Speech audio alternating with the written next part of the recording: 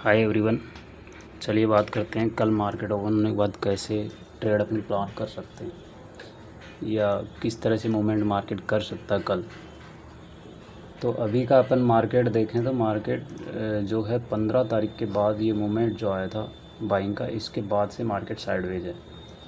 तो यहाँ पे बीच में वीकेंड भी चला गया है, 2 दिन का छुट्टी सैटरडे संडे का, तो उसकी वजह से ये मान सकते हैं कि यहाँ पे जो बाइंग आई है, जिसने नीचे से बाई किया वो हो सकता है होल्ड किया हो, लेकिन ऑप्शन बायर बड़ी मुश्किल ही इतनी पोजीशन रख पाता होगा कि मतलब सैटरडे संडे थीटा डी के भी वो झेल पाए।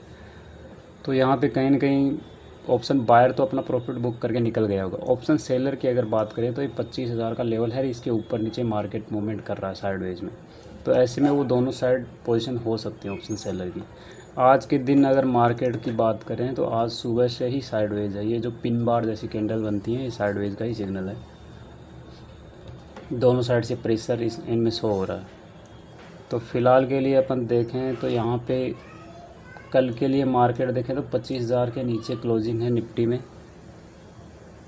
तो नीचे क्लोजिंग से हो सकता है कुछ सेलर एक्टिवेट हुए हो, क्योंकि अपन ऐसा नहीं बोल सकते कि नीचे स्टॉप लॉस नहीं है। नीचे भी 24,900 के नीचे स्टॉप लॉस अवेलेबल हो सकते हैं। जो भी यहाँ होल्ड करके गया वो कहीं ना कहीं तो अपना स्टॉप लॉस देगा ही। तो 24,900 का एक अच्छा लेवल है जहाँ पे वो अपना स्टॉप लॉस वगैरह हिट करवा सकते हैं। लेकिन बात करें 25,000 के नीचे क्लोजिंग से, ऑप्शन बायर जो है वो उसने पुट साइड की पोजीशन बनाई होंगी कहीं ना कहीं। तो अपन इसमें बाइंग साइड का ही मूवमेंट देख रहे हैं, और अच्छे खासे मूवमेंट के बाद वैसे भी अपन कहीं ना कहीं ये कंटिन्यू ही करने वाला है। अगर पीछे देखें तो ये लगभग ऑल टाइम हाई के आसपास है। आई थिंक 25,300 के आसपास का हाई है। वैसे ऑल टाइम हाई के आसपास ही है, तो कहीं ना कहीं ये नियर बाई देखें तो कोई हाई नहीं है आसपास। तो ये कहीं ना कहीं कंटिन्यू मूवमेंट ही करने वाला है। तो इसमें बाइंग साइड का ही पोजीशन अपन रख सकते हैं। बाइंग साइड में वैसे ऊपर डायरेक्टली कोई स्टॉप लॉस अवेलेबल नहीं है। जो भी यहाँ सेल करके गए उनके यहीं कहीं स्टॉप लॉस है, कोई खास ज़्यादा मूवमेंट है नहीं। तो कहीं ना कहीं अगर गैप अप अपने को मिलता है तो थोड़ी बाइंग की मूवमेंट मिल सकती है। काफ़ी स्लो मूवमेंट होगा बाइंग में, अगर होगा तो कोई ऐसा इस तरह का तेज़ मूवमेंट अपन एक्सपेक्ट नहीं कर रहे ऊपर। काफ़ी स्लो मूवमेंट है, लेकिन अगर बाइंग में ऊपर ओपन होता है तो ये बाइंग में धीरे धीरे चला जाएगा। उसके बाद अगर बात करें बैंक निफ्टी की, तो बैंक निफ्टी में क्या हुआ है, जो ये मूवमेंट आया था इसने रेजिस्टेंस जो लिया था वो पिछला रेजिस्टेंस से लिया था। तो इसमें क्या हुआ है, वैसे 500 का साइकोलॉजी नंबर भी है, ये 500 का साइकोलॉजी नंबर भी है। तो यहाँ पे एक सेलर एक्टिवेट हुए होंगे, लेकिन वही बात है ऑप्शन बायर तो यहाँ पे नहीं रुका होगा, ऑप्शन सेलर रुके होंगे, तो उनके स्टॉप लॉस थोड़े बहुत यहाँ पे होंगे। तो मॉर्निंग में इसीलिए इसका ब्रेकआउट आ गया, कहीं ना कहीं उनका स्टॉप लॉस वगैरह हिट हो चुके हैं। और इस ब्रेकआउट के बाद यहाँ पे ऑप्शन बायर आएंगे कॉल के लिए। तो जो ऑप्शन बायर आया उनका लगभग का तो जो वीक बंदे हैं उनका तो स्टॉप लॉस कट गया है। लेकिन अभी अगर बात करें तो 55,200 का एक लेवल है। तो इसको मान सकते हैं जो अच्छे खासे बायर बैठेंगे उनके लिए लेवल काफ़ी इंपॉर्टेंट है। 55,200 का ये लेवल वो ब्रेक नहीं करवाना चाहेंगे। अगर ये ब्रेक होता है, यहाँ नीचे होल्ड करता है, तो कहीं ना कहीं मार्केट नीचे की मूवमेंट भी कर सकता है।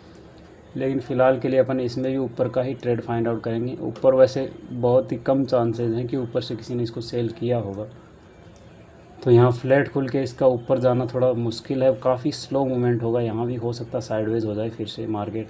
तो कहीं ना कहीं इसको गैप अप खुलना ज़्यादा अच्छा रहेगा। गैप अप खुलने से क्या होता है, डायरेक्टली मार्केट जो इनको है जो बाई करके गए हैं क्लोजिंग प्राइस पे, इनको टारगेट नहीं कर पाता और फिर वो कहीं कहीं धीरे धीरे कंटिन्यू कर लेता है ऊपर की साइड। तो इसमें भी अपन बाइंग का ही मूवमेंट्स एक्सपेक्ट कर रहे हैं, सॉरी। और सेंसेक्स की अगर बात करें तो सेंसेक्स ने भी सेम इसी के हाई के आसपास से रेजिस्टेंस लिया था उस दिन, उसके बाद क्लोज हुआ था। तो इसमें स्टॉप लॉस वगैरह हो सकते थे ऊपर। अभी भी अगर यहाँ पे कोई सेल करके गया है, इस पोजीशन में किसी ने सेलिंग की पोजीशन बनाई होगी, अभी तक उसको निकाला नहीं है, तो उसमें स्टॉप लॉस काफ़ी अच्छे हैं ऊपर। ये 500 के लेवल पे कर देता हूँ मैं। तो 80 to 500 के लेवल के ऊपर स्टॉप लॉस काफ़ी अच्छे अवेलेबल हैं। नीचे की साइड की बात करें तो नीचे की साइड भी साइकोलॉजी नंबर पे ही खड़ा, तो इस लेवल के नीचे इसको नहीं आना चाहिए अभी। तो यही कहीं से इसको ऊपर की साइड चल देना चाहिए और ये कंटिन्यू कर सकता है ऊपर की साइड। अच्छी खासी मूवमेंट है, क्योंकि नीचे क्या होता है, नीचे का जो बायर है वो अच्छे खासे प्रॉफिट में है। तो अपन डायरेक्टली अगर एक रेड कैंडल बन भी जाती है उसके बाद अगर सस्टेन हो जाता तो कहीं ना कहीं हो सकता है नीचे चला जाए, लेकिन ऐसे डायरेक्टली ये पैनिक नहीं होंगे बंदे। तो ये थोड़ा बहुत पैसा डाल के इसको हो सकता है गैप खुलवा लें, उसके बाद कंटिन्यू करवा सकते हैं। तो यही अपना कल का प्लान रहेगा। बाकी देखते हैं मार्केट कैसे ओपन होता है, उसके हिसाब से अपन अपनी साइकोलॉजी चेंज करने की कोशिश करेंगे। मार्केट कोई फिक्स नहीं है, अपन जो प्लान करके जाते हैं बस उसको थोड़ा ध्यान में रखना होता है। उसके बाद जैसे मार्केट ओपन होता है उसकी साइकोलॉजी के हिसाब से अपन ट्रेड प्लान करते हैं।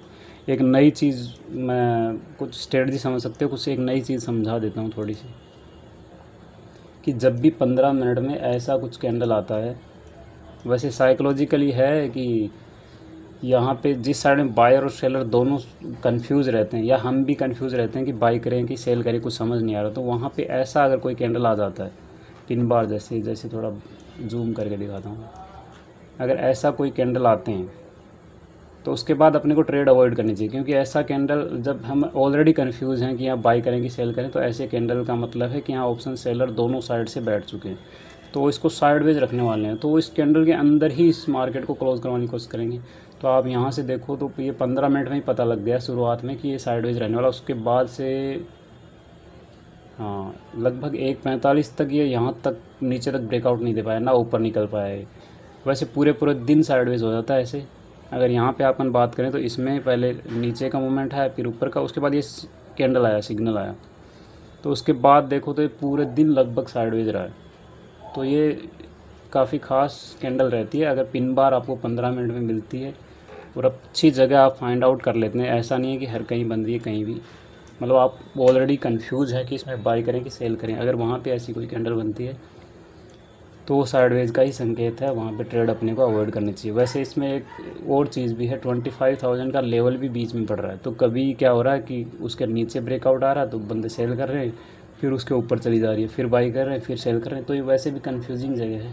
तो ऐसी जगह अगर ये सिग्नल भी मिल जाता है तो 100% साइडवेज रहने वाला, वहाँ पे अपने को ट्रेड अवॉइड करनी चाहिए। तो आज के लिए इतना ही, देखते हैं कल मार्केट में क्या प्लान अपन करते हैं। थैंक यू, धन्यवाद।